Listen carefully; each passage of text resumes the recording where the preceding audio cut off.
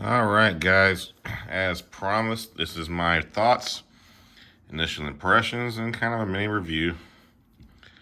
I think We All Juggle Knives did a great job on his video. He's got great production value.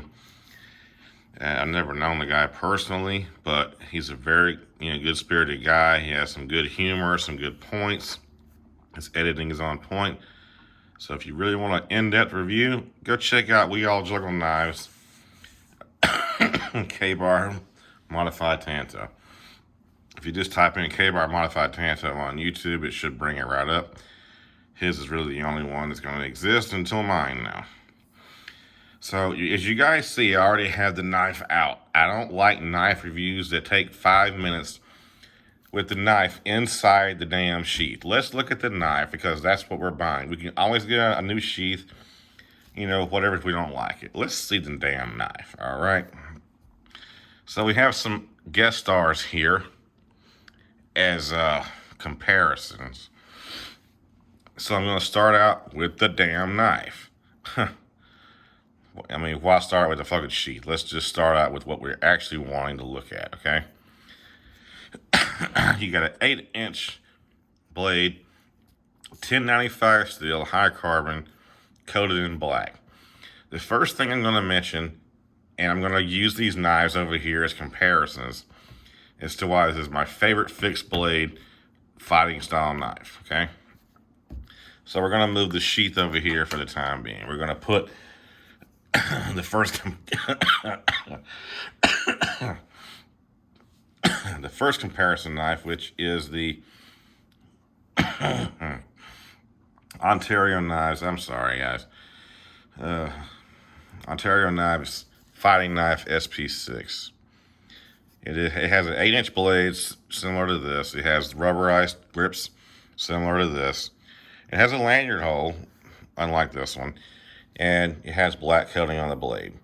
So the reason I brought over this comparison at this point in the video is because we're discussing the blade. On this K-bar, the black finish is very smooth. There's no roughness here. Now, while that may protect the blade a little bit better, which you got over here is kind of rough. It kind of grabs, it's gonna drag when you cut something. Now, as different from this one and this one, even though they're both labeled fighting knives, this one has more of a multi-purpose feel to it. Like you could baton with it, maybe, I don't know. So while we're in this area, and we'll bring up little sister over here, also as a comparison. This one kind of got roughed up a little bit because I had to use some lower grit belts and it kind of bumped the black. Both sides are above the fuller, but it's still a pretty good knife. So we got 3 fighting knives, K-bar USMC style. This one's modified, obviously, because of the title. And I'm rambling, it seems. Let's get back into it. So, smoothness on a finish is very important, almost as geometry, because when you cut through something, even something small like just grippy, grainy texture on the blade is going to slow it down. It's going to prevent it from cutting as deep as it possibly can. And speaking of cutting as deep as it possibly can, look at that profile. Look at that, how it's curved like a katana. This one's got kind of a straight edge all the way until it gets about here, and then it kind of swoops up. So it doesn't have that curvature, so even if it was profiled like this, it won't cut as well. In a self-defense situation. There's a reason that the Japanese tantos and the katanas are curved like this, and it's not just the damn, heat treatment causing it to curve. Even modern day katanas that are through hardened, they make them curved. There's just something about a curved blade that cuts better. When it's in motion, it's just like natural. Also, the blade profile on the K-bar Modified Tanto, I'm sorry, damn it, bumped the other damn knife. It's like, fuck you, I'm sharper than you. Anyway, it's very thin. It's convex almost. It does have a bevel, but it's very, very like that. My knuckle right here is the start of the bevel. Whereas on the Ontario, you got something like that. I'm just being overzealous because it's not that bad. And this is kind of thick. Like, you see that? How you can still see the white showing up on the edge. That means it's just not as thin and sharp as this thing is. Look at that. The white kind of just goes away.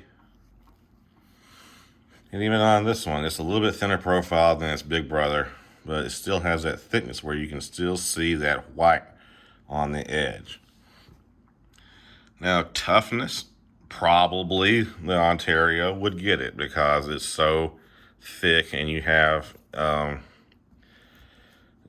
all that metal right there. But we're not talking about batoning or something. We're not talking about having a damn sword fight. And see this, I'm just trying to pick up the knife and the tip is so sharp it's catching. This doesn't really, but see how it snags? I'm just picking it up. Not a very good test, but just saying, that's how sharp this little bastard is. All right, so we're gonna move on from the edge and the coating and stuff, and look at the geometry on it. See this edge right here? It starts all the way back here, and then you have it just swoop down, and it just comes to a very fine edge.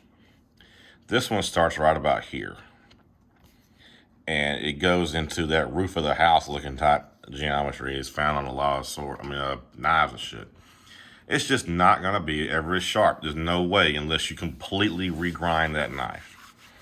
I'm not beating it up. I'm just saying, for what I like and for what I look for in a full length fixed blade is sharpness and cutting ability. I said this many times in my reviews, in my videos and my reviews. I don't plan on going out there in the woods and sitting in a tent and batoning wood with a damn knife. If I'm going to cut wood, I'm going to take an axe, But no, this is to carry on me to eliminate threats. This one was more just overbuilt and multi-purpose, even though it's labeled as a fighting knife. And then this one is just basically a mini clone of the USMC. And we're kind of getting off topic from the damn knife. And let's get back to it. So you got great geometry. You got a false edge on the back. And to feel how thin this is, it wouldn't take much to sharpen this back spine. I don't care about doing that because I like this knife stock. Now, as far as the edge, when you get it, this is something that you guys need to know. Mine came this way. The edge is what I call toothy. It's thinned out almost perfectly, and then they kind of left it rough, but it's so thin, it's going to appear like it's cutting very well. But if you strop it without going down a grit, going down just a little bit to thin it out just one more bit, your edge is gonna feel dull. It won't cut paper. It won't shave. Now, strange as that sounds, I've seen it on a lot of knives. They leave them toothy because it's a cheap way of, okay, it'll cut. It feels sharp because it's catching skin, and it'll cut through the bottle, and it'll shave because you still got that toothiness to it because it's still. How can I word this? You got metal still built up around the edge that's not come off yet, and that's what's making it feel sharp. They ground it down, they sharpened it, but they didn't do the final steps. They didn't get as thin as they needed to, and they didn't smooth it out. So if you strop this knife, and it may have just been mine, maybe it's just the one I got, but mine, when I stropped it, it wouldn't cut paper anymore. And I was like, what the dealio? And I looked at it with my flashlight on my phone, and I was like, that's what it was. So what did I do? I got a lower grit belt, a really, really worn out belt. It's probably in its current state, probably about 600 to 800 grit. It used to be 120, but the thing is really old and it's just wore and slapped the hell out. So what I did, pass on this side, pass on the other side, pass on this side again, pass on that side again. Took the belt off. got the strop, put honing compound on it. And when I did that, and I got a towel and I wiped off all the compound, wiped it down, and I took it through a piece of notebook paper, I could not feel the knife touching the paper. It went through so fucking clean. That is why I say this knife is now scary. It scares me. I've never had a blade do that before. But it's because of that geometry and that edge that they started out with. All I did was finish it up for them. So this, my friends, and you guys probably, you guys that collect really, really high-end knives is probably like, that's nothing. But to me, this is the sharpest blade I've ever owned. It is sharper than any katana I've ever owned. My Black Wasp, Motohar, nothing can touch this on sharpness. And it's the profile, it's the geometry, and it's the work that Kabar did before they sent it to me. And it's what I did once I got it. If you guys want to see how sharp it is, just look back at the other video where I'm doing Eric's horizontal, down cut on the paper. And I apologize, it's going to probably be a long video because I like talking about this knife. So let's move on down further on the blade. You got Kabar, Olean, New York. You got USA, and that's the model number. My phone don't want to focus. Let's see if we can get it to focus. Come on, there we go. So we focused on that. And then you got Kabar, like I said, Olean, New York. Eric's from New York, I think. No, he's from, where the hell is he from? I don't know. I'll get back to that later. Rubberized handle, metal crossguard. The crossguard on the Ontario is rubber. You can see it moving. The one on this one, the Kabar knockoff, is metal. This one has a smoother finish than this. This is kind of rough almost. Rubberized texture on the handle. You got, these are basically channels from when your hands get wet from sweat, water, blood, whatever. And these kind of have the same thing. This is just a little bit thicker. Now, I will say the grip on this one feels just a little bit better than this one as far as the as far as the texture. Make sure I didn't dull my damn tip. No, I didn't. Still good to go. Yeah, still snagging. Still, yeah. Anywho. So, no lanyard hole at the bottom. You got it pinned. Pinned, I think. And shit, I'm trying to get that. Okay, there it goes. I believe that is the width of the tang at the bottom. And someone just sent me a message on YouTube somehow to get that off of there so I can get back to my video. All right, so that's the comparison to the other similar knives in my collection. This is just the box it came in.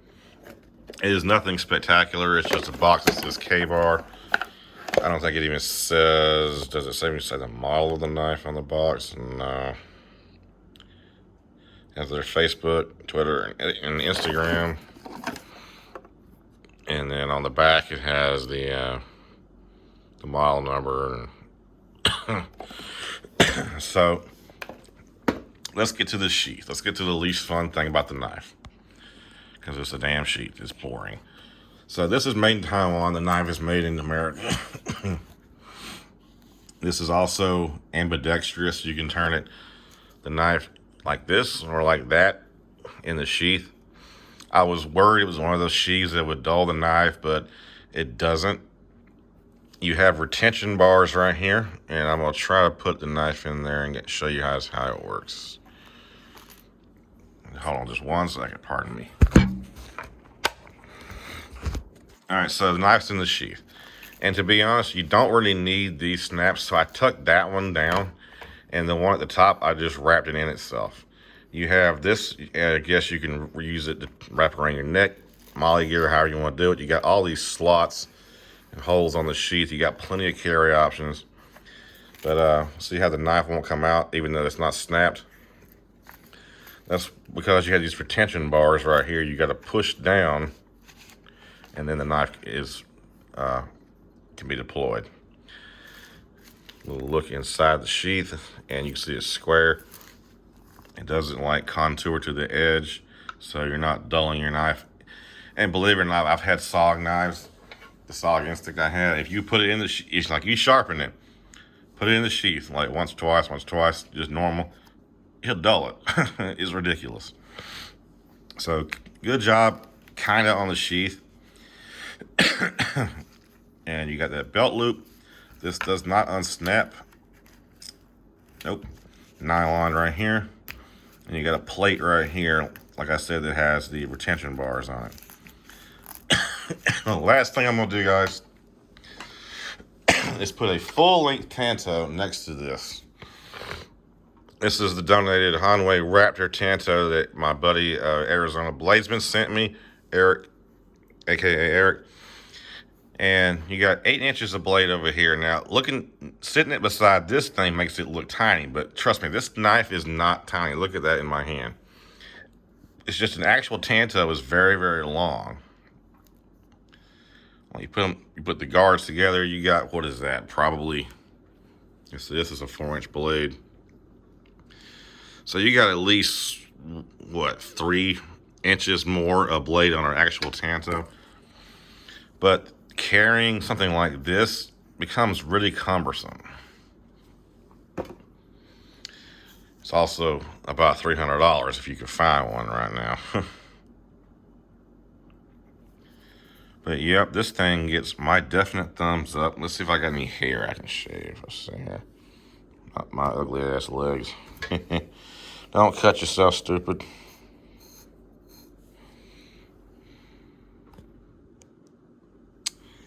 Let's see. Where can I get some hair? Hair. Where are you?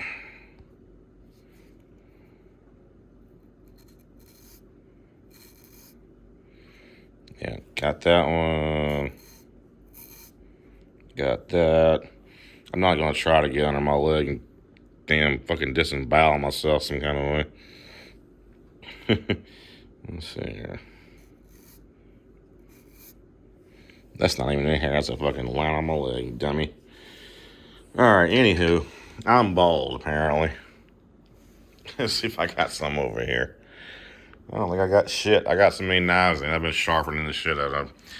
But yeah, guys, if you want a Kabar style knife with a Japanese twist to it, or if you just want, in my opinion, this is my favorite fixed blade knife ever, pick one of these up. You can get it in 2 days, really quick shipping on Amazon. It costs you about 15 bucks to get it shipped that early. The knife retails for $79, I believe, is what I paid for it, plus the shipping. Put it right about 90, counting taxes and shipping and everything. Great knife, great knife, made in the USA. Has that legendary K-bar feel to it and logo. You can't beat it. Sorry this review went so long, but I had a lot to say because I'm really excited to have this in my collection. Once again, 8 inches of steel, 1095 high carbon, rubberized grips. You got a pommel. The tang is full length of the blade of this handle, I'm sorry, but it's not the full width.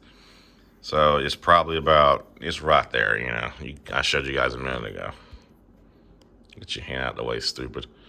Yeah, that's your tang size right there.